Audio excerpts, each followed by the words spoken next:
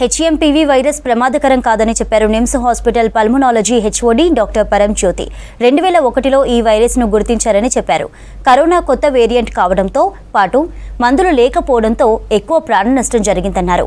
హెచ్ఎంపీవీతో అంత ప్రమాదం లేదని, రెగ్యులర్ జాగ్రత్తలు పాటిస్తే చాలు అని చెప్పారు. హ్యాండ్ వాష్ చేసుకోవడం, మాస్క్ పెట్టుకోవడం వంటివి పాటించాలన్నారు. హెచ్ఎంపీవీ వైరస్ గురించి భయపడాల్సిన అవసరం లేదంటున్న డాక్టర్ పరంజ్యోతితో శ్రవణ్ ఫేస్ టు ఫేస్. 2019లో కోవిడ్, ఇప్పుడు మళ్ళీ అదే చైనాలో ఎక్కడైతే కోవిడ్ పుట్టిందో అదే దేశంలో మళ్ళీ ఇప్పుడు హెచ్ఎంపీవీ వైరస్ చాలా ఎక్కువ వ్యాపిస్తుంది అనేటువంటి వార్తలు వస్తున్నాయి. తెలుసుకునే ప్రయత్నం చేద్దాం. నిమ్స్ హాస్పిటల్ పల్మనాలజిస్ట్ పరంజ్యోతి ఉన్నారు. సార్, ఇప్పుడు చైనాలో వచ్చి ఏదైతే కోవిడ్-19 అని చెప్పుకున్నామో అప్పుడు కూడా నార్మల్గా మన దేశంలోకి రాదు, మనకి రాదు, మన దగ్గరికి రాదు అనేటువంటి వార్తలు వచ్చినాయి. ఇప్పుడు హెచ్ఎంపీవీ వైరస్ మళ్ళీ అదే చైనాలో వచ్చింది. కేంద్ర ప్రభుత్వం కూడా అలర్ట్ ప్రకటించింది. ఇది కూడా అట్లాంటి డేంజరస్ అయినా లేకపోతే నార్మలా ఏంటి సార్? దానికి దీనికి డిఫరెన్స్ ఏంటి? ఇది హ్యూమన్ మెటానిమో వైరస్ అనేది పాత వైరస్. కోవిడ్-19 SARS-CoV-2 వైరస్ అనేది కొత్త వైరస్. అది ప్రపంచంలో ఎక్కడా లేని వైరస్ అది. సో దానివల్ల కమ్యూనిటీలో ఇమ్యూనిటీ లేనందున అది చాలా స్ప్రెడ్ అయింది.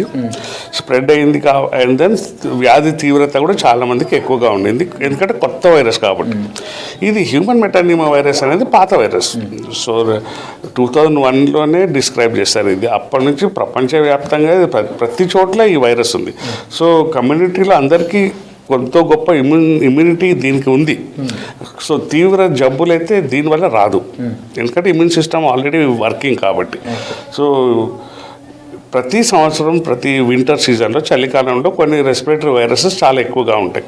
ఇన్ఫ్లుయెంజా కావచ్చు, పారాఇన్ఫ్లుయెంజా కావచ్చు, రైనో వైరస్ కావచ్చు, సార్స్, ఈ కరోనా వైరస్ కావచ్చు, ఈ హ్యూమన్ మెటానిమో వైరస్, ఇవన్నీ సాధారణంగా వచ్చిపోతూనే ఉంటాయి. 2-3 రోజులు జలుబులు, దగ్గు, గొంతు నొప్పి, జ్వరం, బాడీ పెయిన్స్ వస్తాయి, అదే తగ్గిపోతుంది. ఇంతమంది హాస్పిటలైజ్ అవ్వడానికి గల కారణం ఏంటి? అదే దేశంలో పుట్టింది, చాలామంది హాస్పిటలైజ్ అవుతున్నారు, మళ్ళీ ఈ దేశంలో కూడా హై అలర్ట్ ప్రకటించింది. అంటే కారణం ఏమై ఉండొచ్చు సార్? మరి అంటే ఈ వైరసెస్ ఎవ్రీ టైం కొంచెం అంటే జెనెటిక్ షిఫ్ట్ అండ్ డ్రిఫ్ట్స్ అని కొన్ని ఉంటాయి. So minor variations in genetic ఉన్నప్పుడు కొంచెం వ్యాధి తీవ్రత పబ్లిక్లో ఉంటుంది. అంటే ఎట్లా సార్? రూపం మార్చుకోవడం లాంటిది కొంచెం జెనెటిక్ చేంజెస్, స్మాల్ చేంజెస్ వచ్చినప్పుడు అది కొంచెం సివియారిటీ ఎక్కువ వస్తుంది. అది కాకుండా ఇప్పుడు ఈ వైరసెస్ డిటెక్షన్ కూడా ఇప్పుడు ఎక్కువైపోయింది. ఇదివరకు ఆ టెస్ట్లు RT-PCR అనేది అంత కామన్గా టెస్ట్ చేసేవాళ్ళం కాదు. ఇప్పుడు బయోఫైర్ అని, ఈ RT-PCRలని, రకరకాల వైరసెస్ని మనం పికప్ చేస్తున్నాం కాబట్టి సో డిటెక్షన్ కూడా ఎక్కువైపోయింది. పాత వైరసే, దీంతో భయపడాల్సిన అవసరం ఏం లేదు.